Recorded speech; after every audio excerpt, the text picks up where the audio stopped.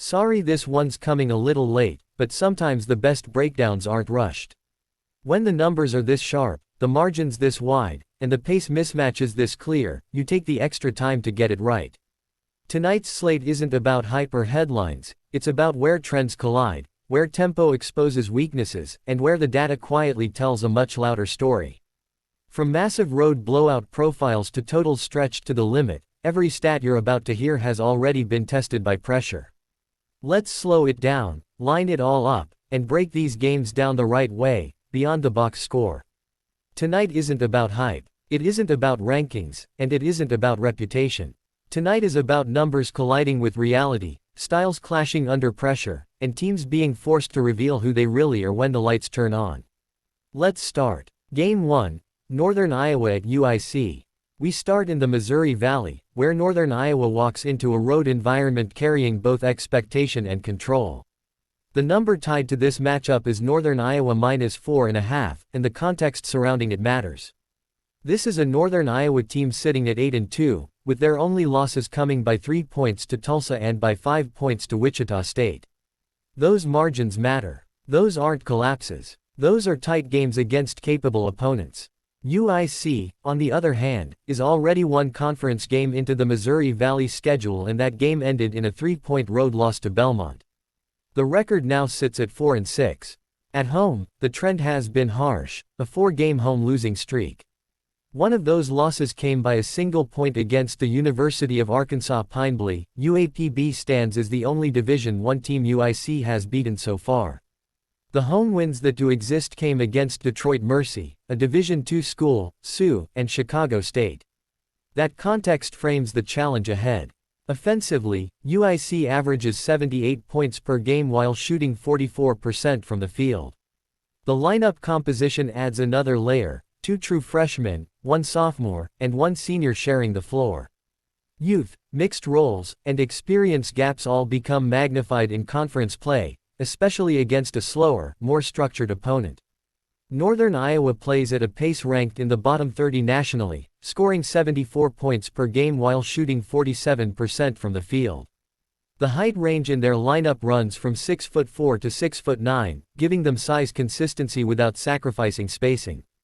Their non-conference resume includes wins over Northridge, Furman, South Dakota State, UC Irvine, Loyola Chicago, and Oakland. These weren't isolated performances. They were repeated demonstrations of control. This matchup becomes a contrast of tempo and composure. UIC's higher scoring average meets Northern Iowa's slower pace. Experience meets youth. Structure meets volatility. The lean here aligns with Northern Iowa -4.5, driven by pace control, efficiency, and consistency in close games rather than raw scoring totals. Game 2, Creighton at Xavier. The second game shifts us into the Big East, where Creighton travels to Xavier carrying a +2.5 number, with a noted lean toward the Creighton money line. The Blue Jays arrive with a 5-5 record, and the losses tell a specific story. Gonzaga, Baylor, Iowa State, Nebraska, Kansas State. Those are not soft spots on a schedule. Those are tests. The one signature win came by 10 points against Oregon, standing out as a data point that suggests upside beyond the record. Creighton averages 75 points per game and operates at a pace ranked in the bottom 75. This is not a run-and-gun profile. This is a team comfortable shortening games, managing possessions, and forcing opponents to execute in the half-court. Xavier enters at 8-3, riding a 5-game winning streak. Recent wins include a 10-point victory over West Virginia and a 5-point win against Cincinnati. The home court advantage is noted, and this is also the first year under Coach Patino, a variable that adds energy, structure, and unpredictability all at once. The numbers here create tension. A team with a disciplined pace stepping into a hostile home environment against a squad riding momentum. Creighton's losses came against elite-level competition, while Xavier's wins have stacked confidence. The spread sits at +2.5 for the Blue Jays, with a lean toward the money line, suggesting that the data sees more than just coverage, it sees potential control if tempo is dictated successfully.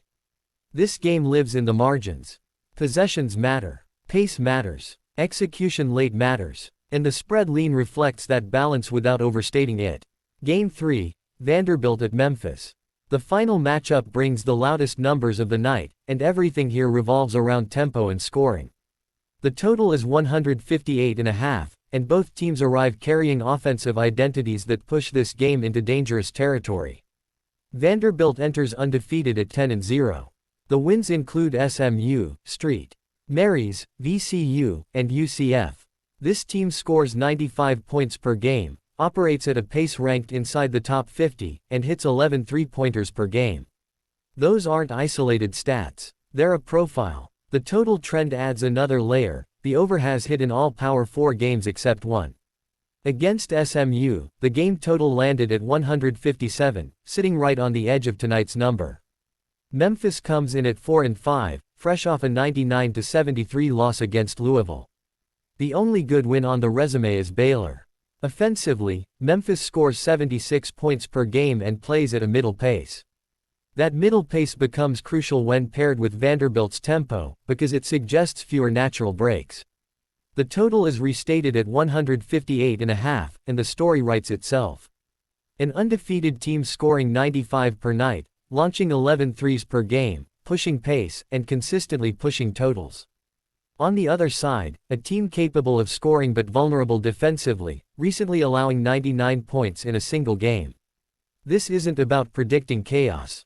It's about recognizing when numbers repeatedly land in the same range. When pace, volume, and trends align, the total becomes the focal point of the matchup rather than the side.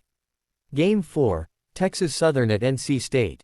This matchup opens with one of the widest spreads on the board, NC State -33.5. The context behind that number is heavy.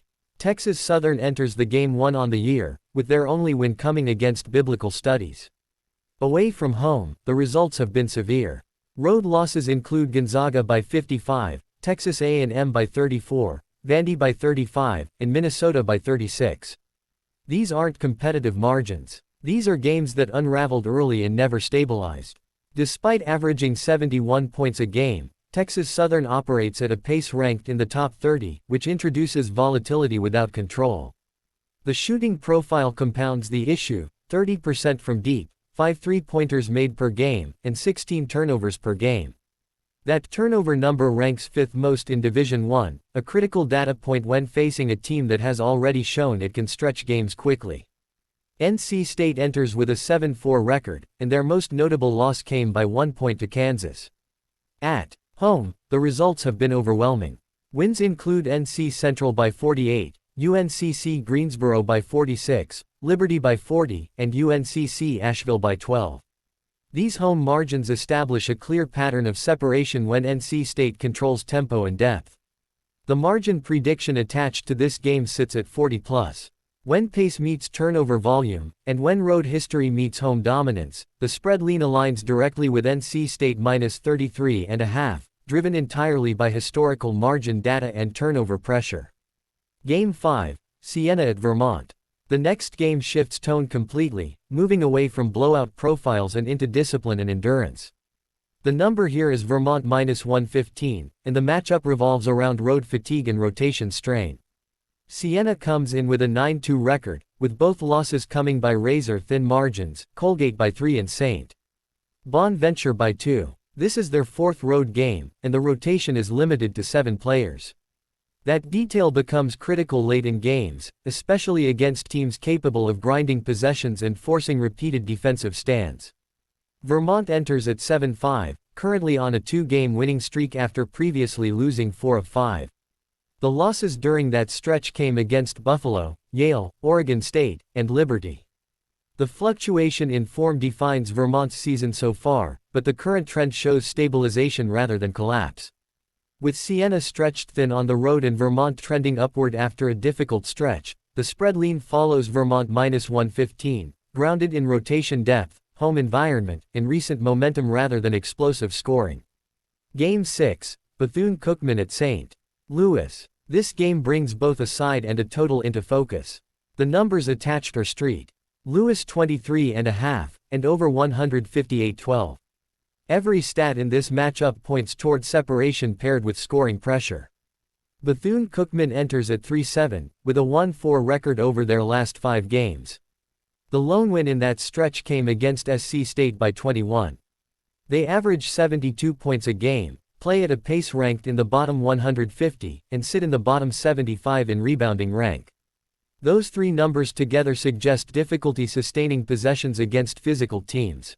Street. Lewis arrives with a 9-1 record, their only loss coming on a Stanford buzzer beater. Offensively, they score 91 points per game, shoot 50% from the field, and make 10 three-pointers per game. On a national scale, they rank as a top 40 offense and a top 40 defense, a rare balance that allows margins to stretch without sacrificing efficiency. The final score prediction attached to this game reads 99-702. That projected separation aligns directly with the spread and total numbers, creating a scenario where both margin and pace-driven scoring coexist. The analytical observation here is that dominance on both ends allows scoring to escalate without resistance when efficiency stays intact. Game 7, Oakland at Northern Kentucky. This Horizon League matchup carries a tighter spread, with Oakland plus 2.5. Oakland enters with a 5-6 record, but context defines it. Their Horizon record stands at 1-0 following a 9-point win against IPFW. The losses on the resume came against Michigan, Purdue, Houston, UCF, and Northern Iowa, opponents that represent a significant jump in competition. Oakland scores 84 points a game, operates at a pace ranked in the top 50, and shoots 48% from the field. That offensive profile suggests rhythm rather than randomness. Northern Kentucky enters at 9-3 with a 1-1 Horizon record. They defeated Cleveland State by 15 and suffered a 2-point loss to IPFW. The contrast here is consistency versus tempo. Oakland pushes pace and volume, while Northern Kentucky has shown both control and vulnerability in close conference games.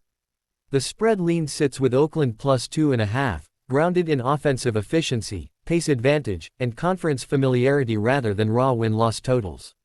Let's see analytical watchlist. There are 3 additional games worth monitoring strictly from a data perspective, without official positions attached.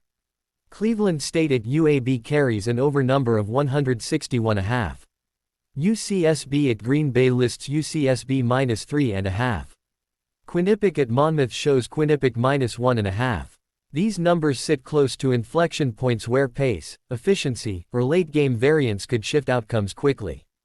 If you made it this far, you're not here for surface-level takes, you're here for the numbers that actually decide games. If this breakdown helped you see the slate more clearly, make sure to hit the like button, subscribe to Beyond the Box Score, and turn on notifications so you don't miss future breakdowns. Drop a comment with which matchup stood out to you the most or which pace battle you're watching tonight. We'll be back with more deep dives, more data-driven storytelling, and more analysis that goes beyond what shows up in the final score.